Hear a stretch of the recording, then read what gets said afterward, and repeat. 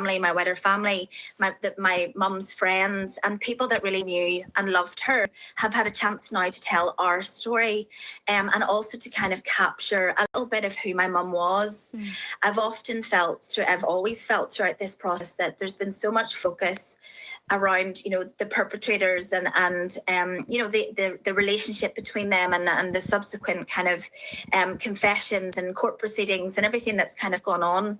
But there's been an omission throughout that entire process, throughout the mediatisation of this story, whether that's through documentaries or drama. And the omission for me has always been my mum and Trevor.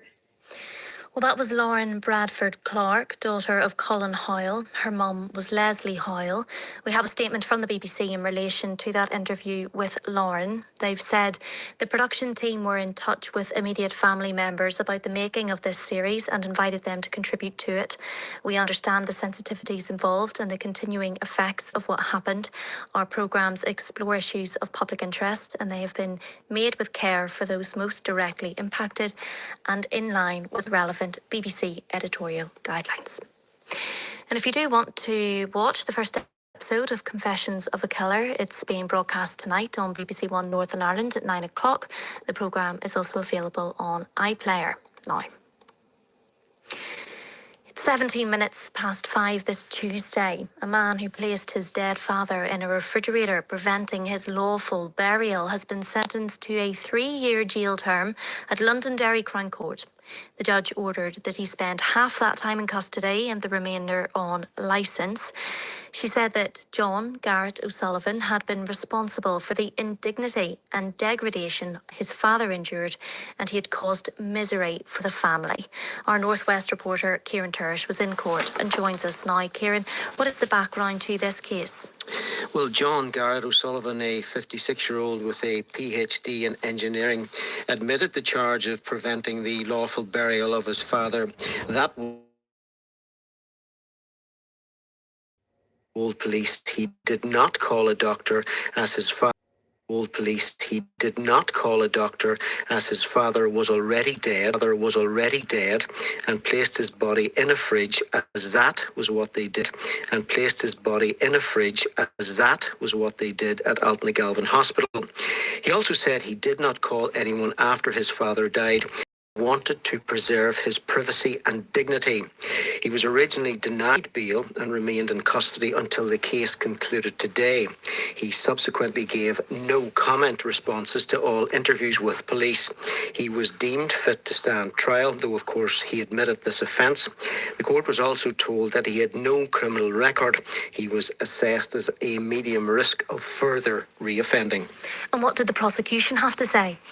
Well, Claire, the prosecution said there were several aggravating features, including the purchase of plastic sheets and bed mats, and the fact he failed to alert police or others about his father's death and the location of his body. The PPS lawyer said he also asked the local health service what to do when there was a sudden death and ignored the advice given to him. And so what did the defence have to say?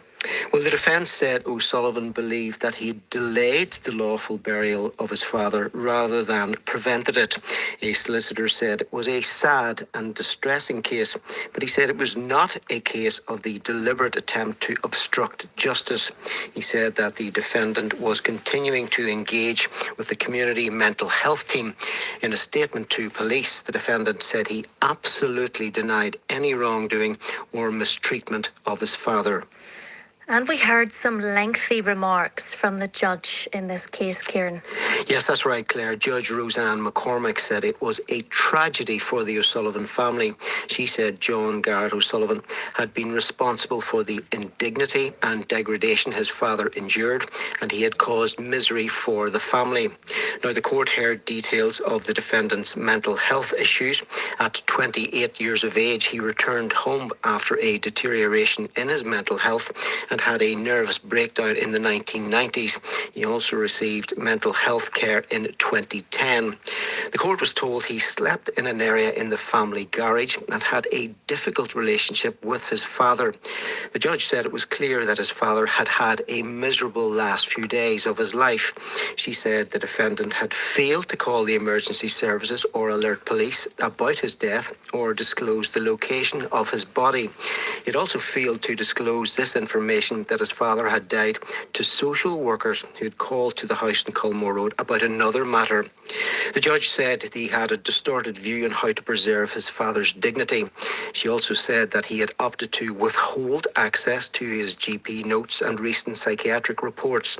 The judge said that he had caused considerable harm to surviving family members.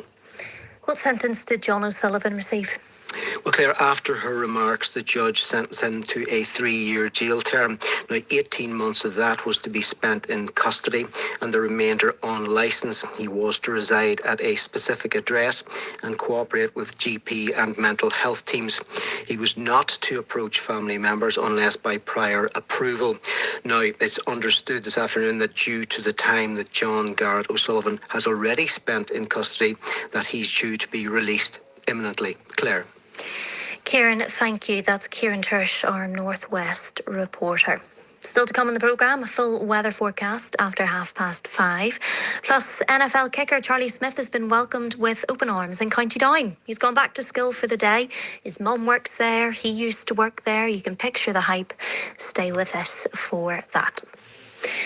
Now, the government has defended its deal to hand the Chagos Islands to Mauritius after Donald Trump accused the UK of an act of great stupidity. This as the international row over Greenland rumbles on. Downing Street said the Chagos agreement secured the British and US military presence on the island of Diego Garcia for generations after legal judgments had put that under threat.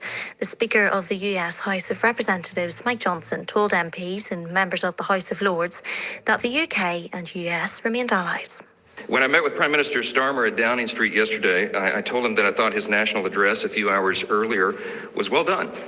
He noted, of course, that the UK and the US are close allies and that our strong, constructive partnership all these years has been built on mutual respect and focused on results. I thought that was exactly the right message and the right tone. And because of that, we've always been able to work through our differences calmly as friends. We will continue to do that. I want to assure you this morning that that is still the case. I spoke to President Trump at length yesterday, and I told him that I really felt that my mission here, that even though we planned this back in the fall, we didn't know how the events would develop over the last few days. But I told the president that I felt that my mission here today was to encourage our friends and help to calm the waters, so to speak, and I hope to do so. Also today, further commentary around the situation with Greenland. The President of the European Commission, Ursula von der Leyen, has been reacting to Trump's threat of tariffs. We consider the people of the United States not just our allies, but our friends. And plunging us into a downward spiral would only aid the very adversaries we are both so committed to keeping out of the strategic landscape.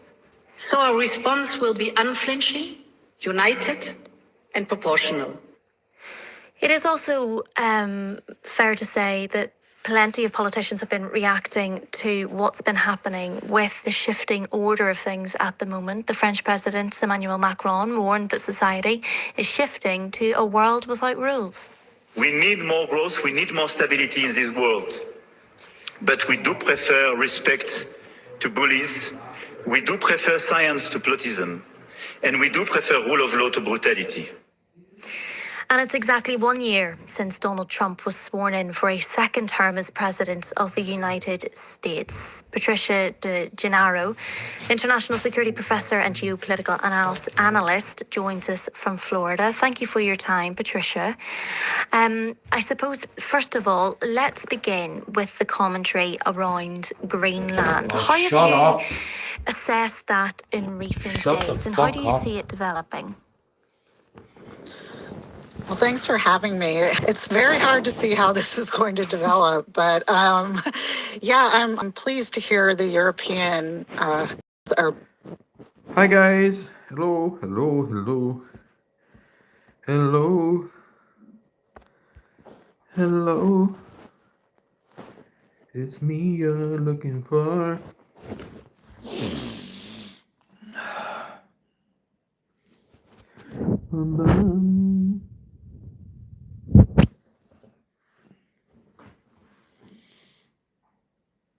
Hi guys.